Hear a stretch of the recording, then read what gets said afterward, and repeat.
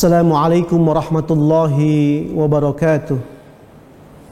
Alhamdulillahilladzi hadana lihada wa ma kunna linahtadiya laula an hadanallah. Wassalatu wassalamu ala nabiyyina Muhammadin wa ala alihi wa sahbihi ajma'in, amma ba'd. Ikhwatus sha'imin was sha'imat rahimakumullah. Alhamdulillah, puji syukur kehadirat Allah yang telah memberikan kepada kita nikmat sehat dan nikmat kesempatan. Puji syukur yang telah memberikan kepada kita nikmat iman dan nikmat Islam. Sore hari ini kita akan membahas satu pembahasan yang sangat prinsip dalam kehidupan kita beragama, yaitu bagaimana keikhlasan mengantarkan kepada kebahagiaan hidup di dunia dan di akhirat. Wafillah, ikhlas artinya murni. Lawan daripada ikhlas artinya ar-riya, ingin dipuji, ingin didengar, ingin dilihat, ingin mendapatkan penilaian bahwa itu adalah baik dari sisi pandangan makhluk, bukan dari Allah Subhanahu wa ta'ala. Sedangkan menurut istilah, para ulama mengatakan bahwasanya ikhlas merupakan amalan tertinggi, kesempurnaan amal seseorang dalam melaksanakan ketaatan dan ibadah kepada Allah Subhanahu wa ta'ala. Allah Subhanahu wa ta'ala dalam banyak ayat Al-Quran menjelaskan tentang keikhlasan. Wa ma umiru illa liya'budullaha mukhlishina lahud dina hunafa. Tidaklah aku perintahkan kepada sekalian manusia kecuali agar mereka menyembah Allah Subhanahu wa ta'ala. Dalam hadis Rasulullah sallallahu alaihi wasallam bersabda, innamal a'malu binniyat wa innama likulli imri'in ma nawa, faman kanat hijratuhu ila Allah wa rasulih fa hijratuhu ila Allah wa rasulih, wa man kanat hijratuhu lidunya yusibuha aw imra'atin yankihuha fa hijratuhu ila ma hajara ilaih.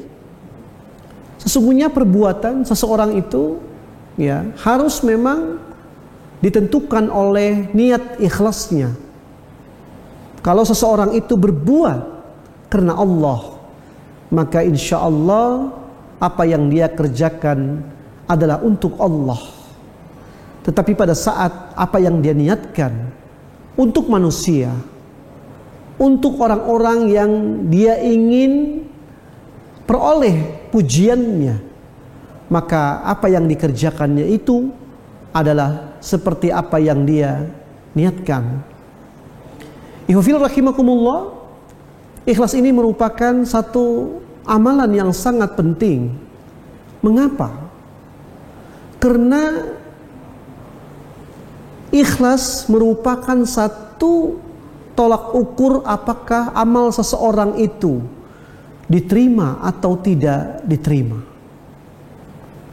Dalam sebuah hadis yang cukup panjang, ada 3 kelompok manusia yang ditanya oleh Allah di hari kiamat. Satu di antara mereka adalah ulama, yang ketika Allah tanya kepada mereka, apa yang kalian kerjakan selama kalian hidup di dunia? Mereka mengatakan, qara'tul qur'ana lailan wa naharan wa 'allamtul qur'ana lailan wa naharan. Kami membaca Al-Quran siang dan malam. Kami mengajarkan Al-Quran siang dan malam. Tetapi Allah Subhanahu wa ta'ala kemudian mengatakan kepada orang tersebut, kadzabta, kamu tidak sedang mengajarkan Al-Quran untuk Allah, tetapi engkau membaca Al-Quran liyuqal annaka qari, agar engkau kemudian disebut sebagai ahli pembaca Al-Quran, liyuqal annaka alim, untuk dikatakan engkau sebagai orang yang alim. Engkau tidak pernah sedikit pun berniat bahwa bacaan Qur'anmu, pengajaran Qur'anmu itu untuk Allah dan Rasulnya, maka apa yang terjadi ikhwafillah? Allah melemparkan orang tersebut ke dalam api neraka. Bukankah orang yang membaca Al-Quran di mata manusia adalah mereka yang mulia? Betul. Bukankah orang yang mengajarkan Al-Quran di hadapan manusia adalah orang yang sangat mulia? Betul.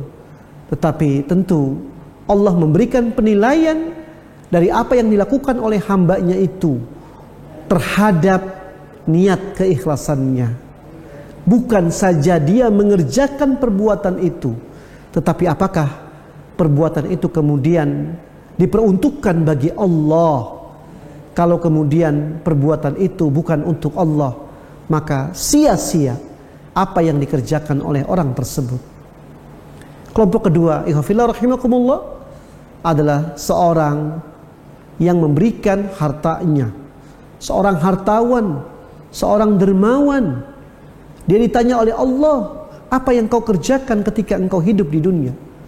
Anfaqtu mali, aku telah menginfakkan hartaku. Tetapi kemudian Allah mengatakan, kadzabta walakinnaka anfaqta malaka liyuqal annaka jawad. Sesungguhnya engkau betul telah mengeluarkan hartamu untuk orang-orang yang membutuhkan, untuk orang-orang miskin, untuk anak-anak yatim. Tetapi semua perbuatan yang kau lakukan itu hanya engkau ingin dikatakan sebagai orang yang dermawan. Kemudian Allah melemparkan orang yang dermawan itu ke dalam api neraka. Yang ketiga, ikhwafillah, seorang mujahid. Allah bertanya kepada mujahid itu, apa yang kau kerjakan ketika engkau hidup di dunia? Maka orang itu menjawab, saya berperang dalam rangka menegakkan kalimatmu yang tinggi dan dalam rangka pencapaian saya wafat sebagai seorang syahid. Apa yang Allah katakan kepada mujahid tersebut? Engkau telah berdusta. Sesungguhnya engkau perang, sesungguhnya engkau melakukan semua itu liyuqal annaka mujahid, supaya kemudian engkau dikatakan sebagai orang-orang yang berperang, sebagai orang yang pahlawan, sehingga engkau mungkin mendapatkan pujian dari banyak orang. Maka ikhwafillah rahimakumullah, ketiga contoh tadi amat sangat nyata bahwa keikhlasan menjadi sesuatu yang sangat penting dalam kehidupan kita beragama.